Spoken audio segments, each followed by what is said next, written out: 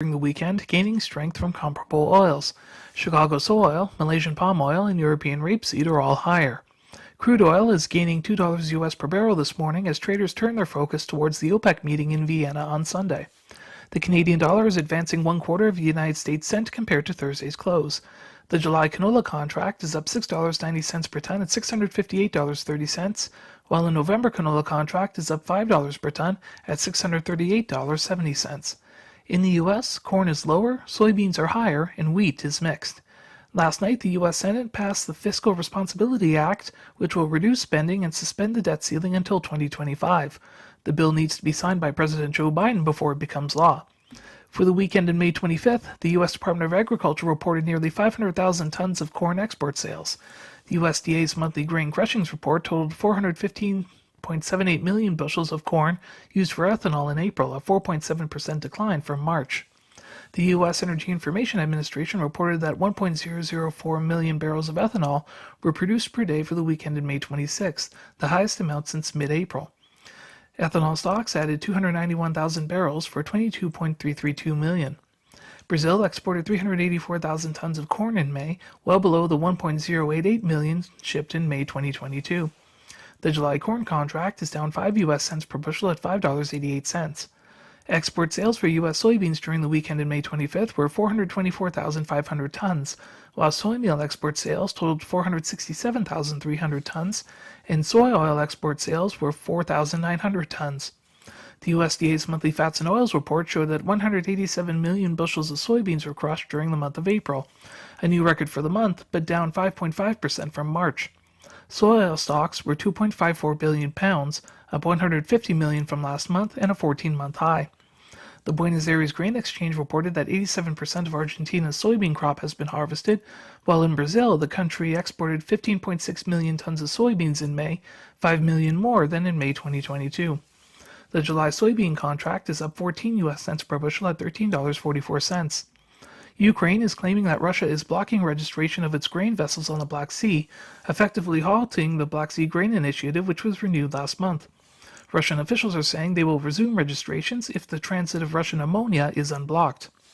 U.S. wheat export sales for the weekend on May 25th were 256,000 tons, but there were also 210,400 tons of old crop net cancellations.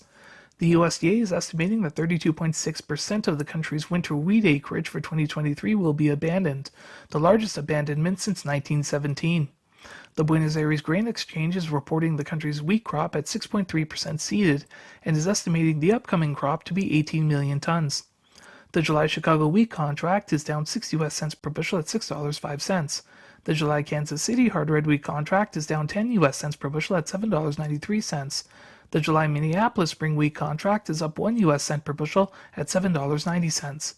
That's a look at the ICE futures in U.S. markets for Friday, June 2nd. In Winnipeg for MarketsFarm.com, I'm Adam Polishati.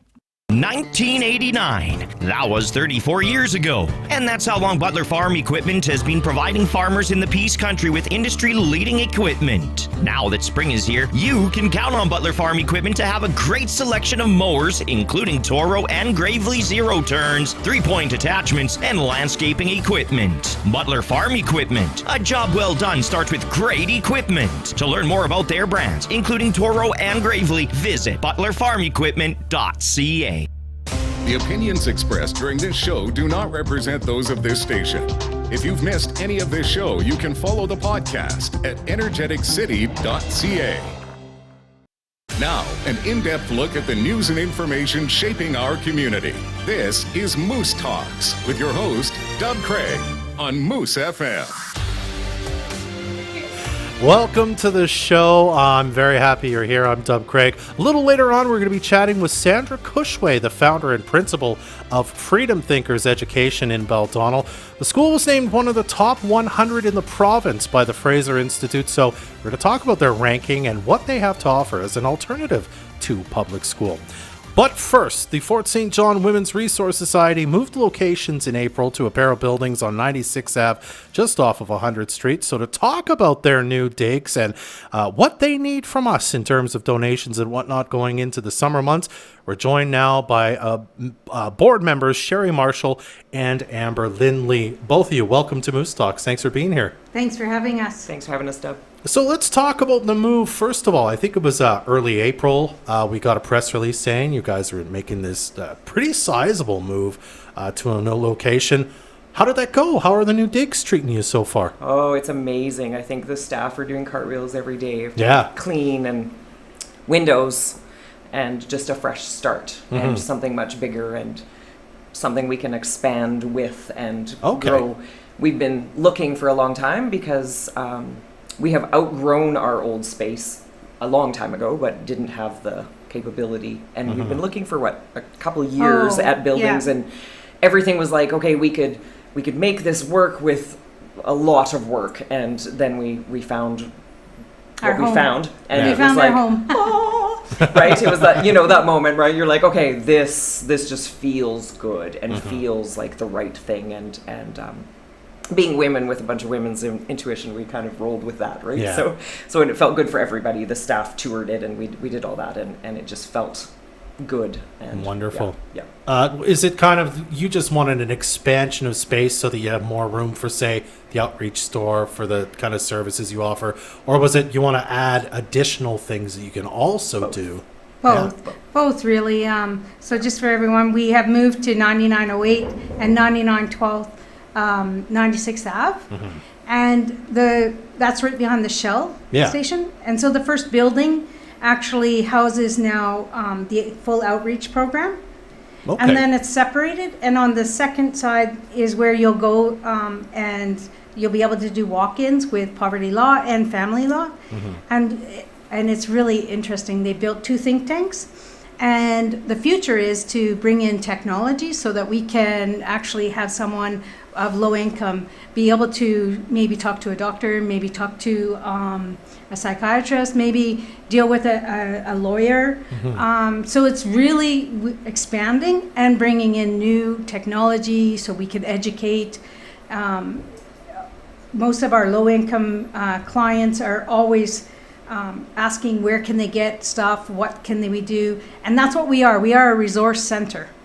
First and foremost, and so now we're going back to that to offer more technology to people, because really that's the future.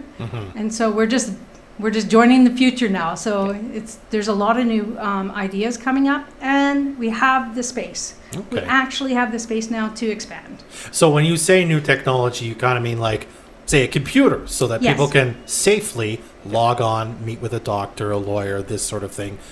Access services that may not be immediately available here in Fort St. John. Especially low income, right? Because most of us have our own computer to Zoom on or whatever. But, absolutely. And we can do it in our own home, right? But yes, a safe little space. They call them the tanks. They're super cute. Yes, little they fish are. tanks. but yes, they'll be set up with a big screen and the whole ability to expand a lot of options for us, which is key, right? Just bringing more services to the community, and we do thank our community because they're so great to us. They do help in our outreach program.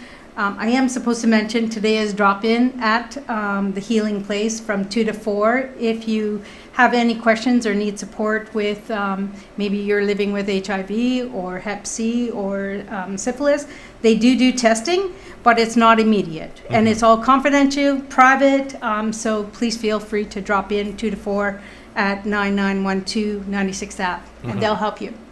Yeah. Now I did want to ask this. The location you were in before was kind of in the heart of Fort St. John. Now, you didn't move very far, because nothing's really far away in Fort St. John. But nonetheless, it is kind of just outside of downtown now. How much of that was kind of based on, well, we need the space? Did you care that you were moving kind of outside of the downtown a little bit? Yes. Or were you kind of hoping to stay closer to the heart? We had looked at many buildings that are for sale in the downtown area, but we weren't finding what we needed. And there was no sense moving to a building that was maybe built bigger, but didn't open up any new space for us, really. And this is opportunity to build, and that's what we want. We now can have our summer students. We can have law students that are doing the practicum now. That before, they were all over each other, and then you add the clients in, and it was just too tight. And that's when dangerous things can happen, So here we've got the opportunity now to get summer students in. It's more separated, and even our staff are telling us the calmness of it. Even our clients are calmer, and they're feeling that peace when they walk in to the healing space. It's just calm. It really is. That's what everybody keeps saying. It's very calm now. So you haven't seen like a huge impact on kind of your clients is being able to access just because you've moved out of downtown, I suppose, eh? Yeah, not really. Like you said, Fort St. John is pretty small, so Yeah. we're really not that far. No. So, I mean, you've talked about kind of the expansion of everything, kind of including the outreach services in this store and whatnot. And we are going into summer, and you guys were just at the Shoppers Drug Mart yesterday doing a big kind of drive for food and whatnot. What are you kind of expecting it to look like kind of for the summer, and what do you need from people in Fort St. John in order to ensure that the clients you have already are being served, and if there are new clients, that they can be served as well?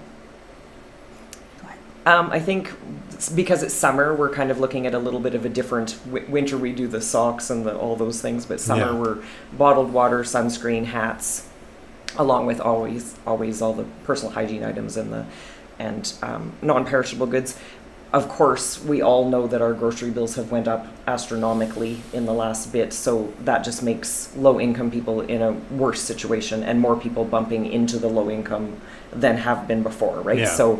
So obviously all the basics, there are lists on our website and our Facebook page, and but right now it's kind of the push for the bottled water and those things that are kind of grab and go, and sunscreen. I don't do sunscreen, but I should. I'm a pasty white girl, but I should. Because even at our outreach store, we still have our table set up that they can come and grab coffee whenever they want, and they'll be able to they don't even come into the outreach store. They can just grab water and continue on their day. And we know, looking at the temperatures, we're heat for the next week or so. So it's just keeping our clients hydrated, which is safety for us, So, and we have local places that will give us day-old sandwiches and stuff like that are out there, and people drop off muffins. This community is by far one of the best giving communities that I've been at. So we're very thankful for the people that help us. Absolutely. In any capacity. Yeah. And I know you want to make sure, I feel like I'm doubting what her name is. Lily. Lily. Tell us a bit about Lily and kind of her role, with the Women's Resource Society. So Lily is our outreach coordinator, and she's just the most wonderful lady. She's shy, soft-spoken, and but she's very good at her job, and she is passionate about what she's doing, and she wants us to put out that they are still accepting donations. Please phone 250-787-1121 and ask Lily when you can do drop-offs, because we do have a new building and she might want you to drop it at the back. She might want you to drop it at the front. But phone and talk to Lily or talk to Kim and set up appointments, because the store closes at noon. And that's when they start doing all the donations and rearranging everything. So Lily is really looking forward to you calling and setting up an appointment. It would be great. Okay, so if you do want to donate, please call ahead, essentially, Yes. just to make it easier on everyone. Okay, all right. Well, we're really glad you made some time for us today and to talk about your brand new location. I know you mentioned the kind of the technology and stuff. Anything else, any other plans you kind of have for expansion that you want to let us in on, or is that a surprise? Well, we're actually keeping some things quiet. Okay, fair enough. and the open house too. We're working on it really hard right now. Okay. So as soon as we know, we will call you and let everybody know, because it'll be a fun day. They have different ideas that they'd like to do. And I guess in the future too, technology again, it's being able to offer workshops, and so it's education for the community on what we do, and for our clients too. So that's our prime goal right now, is to help low-income families and educate the community on what we do. Wonderful. Well, I'm so glad you're in a new place that can help you guys deliver those services even better before. Thank you both for being here today. I appreciate your time. Thank you so much. That's Sherry Marshall and Amber Lindley with Fort St. John Women's Resource Society. We'll be right back to talk to Sandra Cushway, the founder and principal of Freedom Thinkers Education, right after this on Moose Talks. For over 5 decades, Grimes Well Servicing has been providing consistent, cost-effective well servicing solutions. Grimes is proud to provide state-of-the-art equipment and innovative people while maintaining their safety and environmental goals as a priority. They're also proud to support local events like the annual Petroleum Association's golf tournament. They truly enjoy being a part of this community. Grimes Well Servicing welcoming all participants to the annual Petroleum Association's golf tournament. Learn more at grimeswell.com. You may have noticed that construction of the 100th Street Corridor project is now in progress. The City of Fort St. John would like to ensure residents that all businesses will be open during construction, but access may be modified slightly. The City would like to remind you to please obey traffic control personnel and signage and slow down near crews working to ensure everyone's safety. For detour maps, timelines, and more info, visit fortstjohn.ca. The Fort St. John Co-op and Moose FM are bringing local artists to the stage for the North Peace Cultural Center's Bright Nights. Your favorite local artists will be performing on Saturday, June 10th from 10 a.m. to 3 p.m. This event brings together arts and culture from our community. Hear talented local artists like Jenna Lauren, Time is now. It's perfect timing. The world's being sick. No medicine now is dying. Where is the... Join a space for Indigenous arts and culture at the Bright Night Stage, starting at 10 a.m. Brought to you by Rogers Trucking.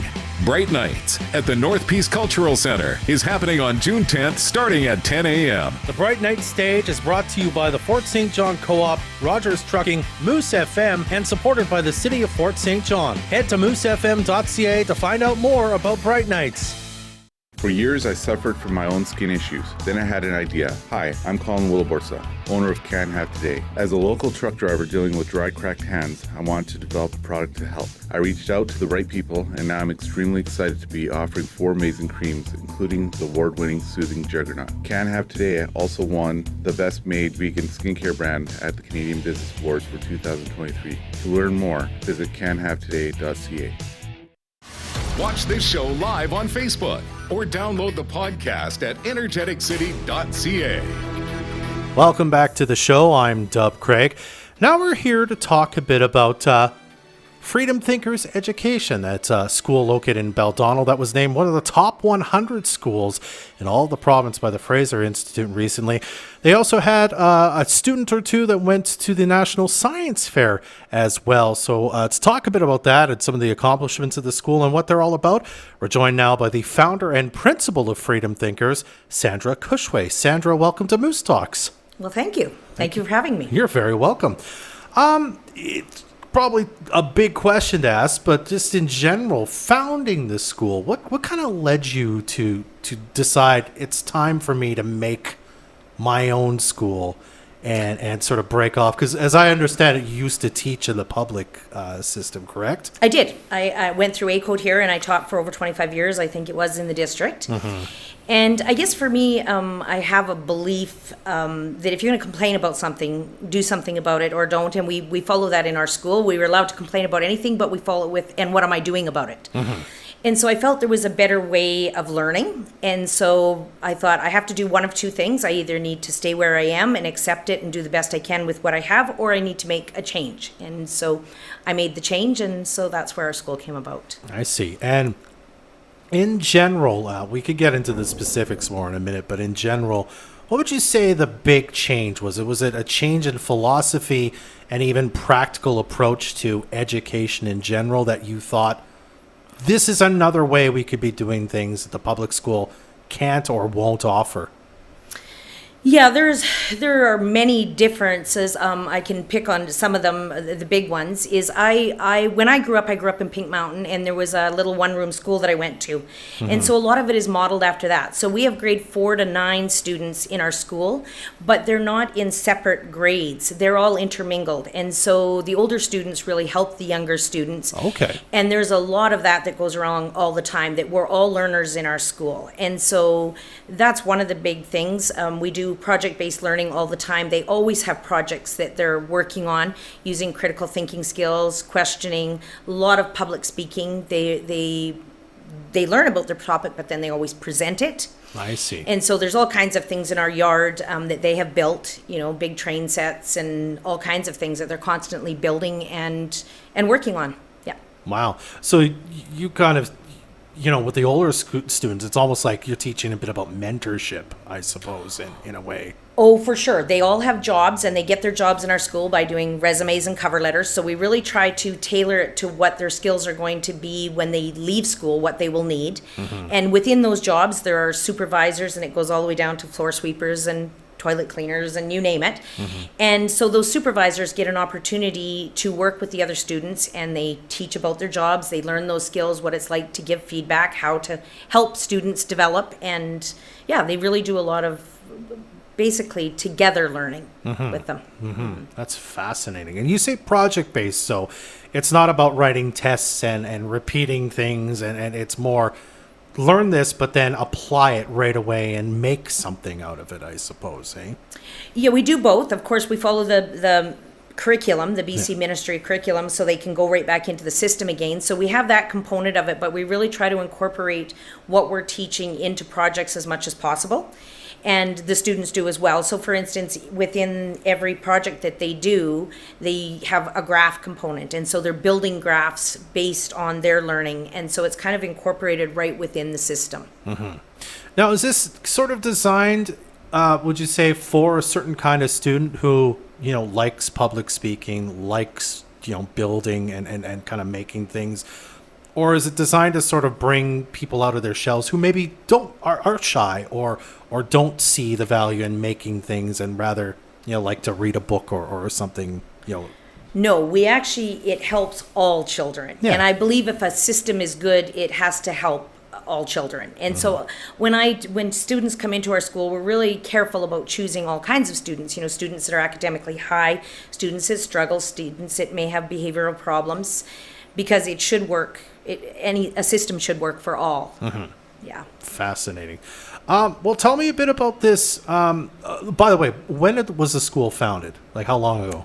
So this year was our 6th year as an independent school. Actually, that was probably one of the greatest things this year for us in our school, because our whole team works together. Very closely for children, of course. And this year was our 6th year as an independent school. So we have to go through a big accreditation and evaluation from the ministry. And the gentleman that came up to do our evaluation, he goes all over the world and said, one of his things at the end is he said he has never seen students that were as competent or as confident as our middle school students, which is no small feat. So we were pretty proud of that. So wow. Students wanted me to mention that they're pretty great too. And I mean, to be named in one of the top 100, I think it was 87 on that list, if I remember right, in the province by the Fraser Institute. I mean, that's quite an accomplishment, especially since you've only really been open for 6 years. You're still, you've made lots of strides, of course, but it seems pretty quick to already show so much excellence, I suppose I should say, eh? Well, and we're always happy, and of course, you're always happy to get good news and that. But I think more important to us than how someone ranks us or, evaluates us is what we see every single day. And the learning that we see every day is really, that's the great part. So, if we drop to 500 next year, we would still know we're doing a great job. I mean, it's always nice to be recognized, but it's what we see happening every day. We just finished 3 days of drama performances, actually. Wonderful. And it's just amazing. They make mistakes and they laugh it off and they keep going. As a matter of fact, we have 2 alumni plays coming up this summer. of students that have gone out of our school. Some of them have graduated. They've been gone for 2 years. They have businesses of their own, and they're coming back to play an alumni play, which is pretty cool. That's awesome. And then I did mention kind of the National Science Fair. I believe you sent 1 or 2 students to it. They didn't medal, but they said the experience was quite memorable. Can you tell us a bit about that? Yeah, so this year we didn't medal. We had 1 that went on to the Canadians, but last year we sent 2 on, and 1 did medal. Sage did medal last year. And so, yeah, she's just very interested in science, and we had an opportunity to have a young man work with someone from UBC actually over the last couple of years, because his science skills were so far advanced for his age. Wow. That we connected him with an instructor in UBC, a professor, and so they worked together for a couple of years, which was pretty cool. And in general, I mean, you talked about the approach to learning, the project-based, that's very different from what you might see in the public school. What else do you think is a big advantage of what you have at Freedom Thinkers in terms of preparing people for college or kind of the next step after they move on from the school? What do you think is another big advantage you have over, a public school system maybe? Well, I think, first off, we have a lot of staff. And so we have 10 to 13 people working there for 84 students this year. And so that's huge. We're running a ratio of 1 to 7, 1 to 8 students, which that's huge. I guess another thing is that we incorporate a lot of time management and money management right within our program. So time management it's really hard to kind of explain it. So there's never 2 days that look the same. We start a morning meeting every morning, and from there students go out to their different classes, but we just go on and call them. And so they develop the skills of time management. They know when their assignments need to be in, and so they learn those skills. And it's probably one of the hardest skills I find to teach, probably the biggest reason that people don't do well in university. It's not because they aren't able to, but it's really because they don't have good time management skills. And so teaching that is probably one of the hardest ones we deal with, and sometimes it takes more than a year.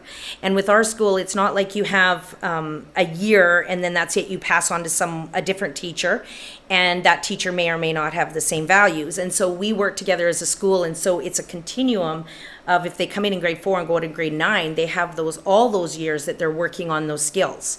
And so they're really developing some really good time management skills and work ethic, where you're expected to have it in on that date. How you do it will vary, but you need to find the skills and the strategies that work for you to be successful. I see. So you can have, if you're there the whole time, you can have a relationship with a teacher the whole time. That's sort of, they teach you as you get older and as you kind of move on to more advanced things, I suppose, eh? Oh, absolutely. I would say probably one of the greatest strengths of our staff is the connecting with students, and we're very, very, very passionate about that. There's a little saying, and it says, they don't care how much you know until they know how much you care. And so, yeah. Wonderful. All right. Well, if someone's listening right now and says, I'm really interested in learning more, maybe even thinking about September, first of all, is that possible? And second of all, how do they get kind of in touch with you? So our process of getting in is a little different. Students write a letter saying why they would like to come, and then I interview in June. So they have about 1 week. They have to get letters in, voicing why they would like to come, and then I cut the time off and we interview, and then so that parents know by the end of June whether their student is able to, if they're in our school, or if they have to do something else. Yeah. And so just either emailing or phoning, and I take those calls all the time. Yeah, and you'll have to get on that right away, I guess. That's right. Yeah, for this year anyway. Yeah, gotcha. All right. Well, Sandra, thank you so much for driving in to see us this morning. I really appreciate your time. All right. Well, thank you very much. You're very welcome. That's Sandra Cushway. Whoops, wrong microphone there. The founder and principal of Freedom Thinkers Education. We'll be right back to wrap things up on Moose Talks right after this. For over 5 decades, Grimes Well Servicing has been providing consistent, cost-effective well servicing solutions. Grimes is proud to provide state-of-the-art equipment and innovative people while maintaining their safety and environmental goals as a priority. They're also proud to support local events like the annual Petroleum Association's golf tournament. They truly enjoy being a part of this community. Grimes Well Servicing welcoming all participants to the annual Petroleum Association's golf tournament. Learn more at grimeswell.com. Your Fort St. John Co-op continues to make a difference in the community. We are excited to announce we have updated the Husky station into a Tempo station. For all your convenience store items and fuel, the Tempo is open from 5:30 a.m. till 7 p.m. 7 days a week. Stop in and see our new look and feel. The Fort St. John Co-op, proud owner of the new Tempo location on the Alaska Highway. Learn more, fortstjohncoop.crs. You're at home here. Get ready for a night filled with love, adventure, and mummies. Egypt, a land of mystery, intrigue, and rich history. A doorway of sorts to afterlife. A world of mummies under the earth. A royal wedding ring. It's the man who took the ring. The only way to get it back is to go to the world of the living. 100.1 Moose FM invites you to experience the enchanting world of the 2023 animated blockbuster Mummies. Join our quirky mummy trio as they embark on an exhilarating quest to return a stolen ring to its royal owners, all while exploring the wonders of the modern world. Don't miss our next Movie in the Park on Friday, June 16th at 7 p.m. at Centennial Park. This free family-friendly event is proudly brought to you by Fort St. John Co-op, Napit Industries, Murray GM, Trican Well Servicing, Windsor Plywood, SLB, and Burger King. It's the Big 3 Demo Day. Cleveland Srixon and Nike tomorrow only at Nevada Bob's. Cleveland Srixon Pro Trung Nguyen will be on site from 10 to 4. Try out the new Srixon ZX Series MK2 irons. Rated gold on the 2023 Golf Digest Hot List. Hit the course in style and save this weekend. All men's and ladies' Nike apparel is 20% off. Cleveland RTX wedges now only $149.99. Srixon ZX 5 drivers now only $549.99. Nevada Bob's Golf in Grand Prairie City Center. Your game, your store. Moose Country weather.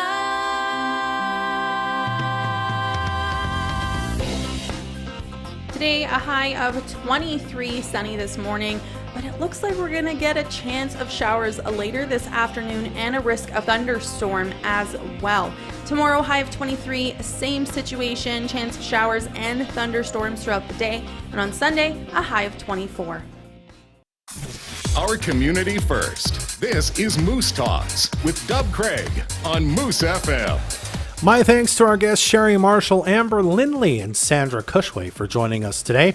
Make sure you stay up to date every morning with local news delivered straight to your inbox. You can sign up for the energeticcity.ca newsletter right now over at energeticcity.ca/newsletters. Now, while you're there, you can also sign up for our forthcoming events newsletter that will be packed full of events and things to do to keep you busy all summer long, whether you're a born and raised Johner or you're brand new to town.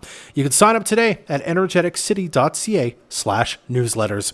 That's our show. Trey Lopashinsky and Jordan Prentice are the producers of Moose Talks. I'm Dub Craig. Be well.